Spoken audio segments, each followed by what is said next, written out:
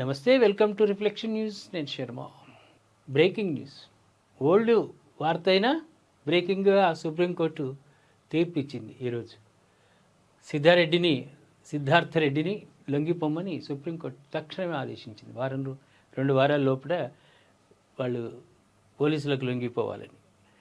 24 ఏళ్ల క్రితం ప్రత్యుష వర్ధమాన నటి అద్భుతమైన నటన ప్రదర్శన చేస్తూ అందరిలో కూడా ఇలా ఉండాలి తెలుగు అమ్మాయి అనే ఖ్యాతి, అందరి ఆ ప్రశంసలు, కానీ ఆశీర్వాదాలు ఫలించలేదు.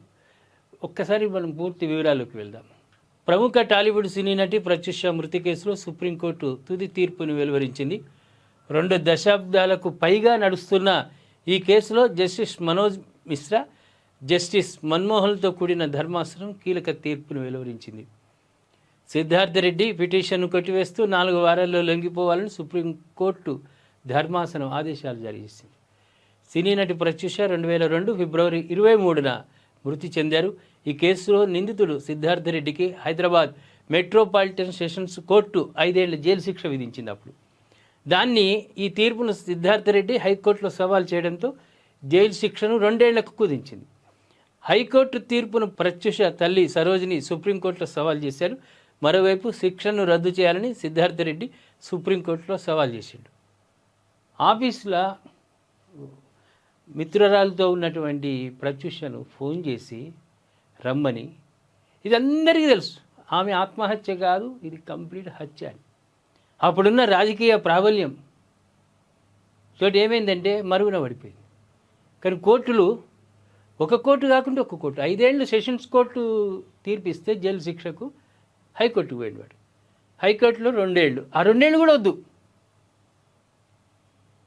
ఏమి ఆధారం లేకుండా ఆమె వేసుకున్నటువంటి వస్త్రాలను తగలబెట్టిరు. ఫస్ట్ వస్త్రాలు మార్చిరు. ఆ రోజు వేసుకున్న డ్రెస్సును తగలబెట్టి వేరే డ్రెస్ వేసిరు ఆధారాలు దొరకకుండా. ప్రపంచమంతా కోడే కూసింది వీడే అని. కానీ చట్టపరంగా వెళ్ళాలి కదా. ఇప్పుడు సుప్రీంకోర్టు ఖచ్చితంగా వీడు సుప్రీంకోర్టుకు పోయిండు, ఈమె పోయింది, ప్రత్యుష తల్లి సుప్రీంకోర్టుకు పోయింది. అక్కడ తీర్పు ఇచ్చింది. అంటే సుప్రీంకోర్టుకి అయితే ఆధారాలు దొరికినాయి కదా.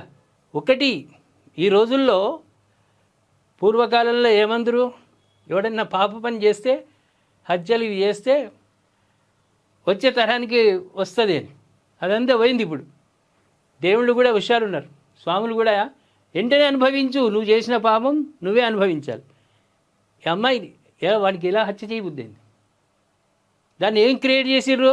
ఆత్మహత్య. ఇంక అందులో సిద్ధార్థ రెడ్డి అప్పుడు ఏమన్నాడు?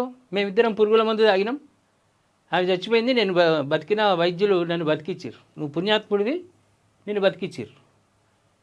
ఈ హత్యలు ఒక్కడు పుట్టించిన భగవంతుడికే తీసుకుపోయే అధికారం ఉంది, ఎవ్వనికి లేదు, వేరే ఏ మానవునికి లేదు. ఆ భగవంతుడు తీసుకుపోవాలి.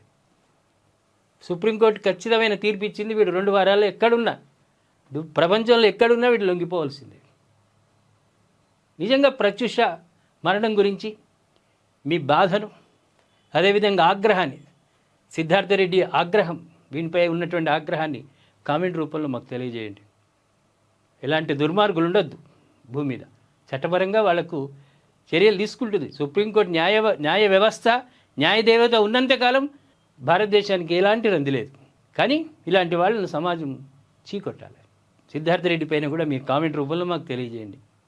సబ్స్క్రైబ్ చేసుకోండి. ఇంకా సబ్స్క్రైబ్ చేసుకునే వాళ్ళు వెంటనే చేసుకోండి. షేర్ చేయండి, వాళ్ళతో కూడా సబ్స్క్రైబ్ చేయించండి.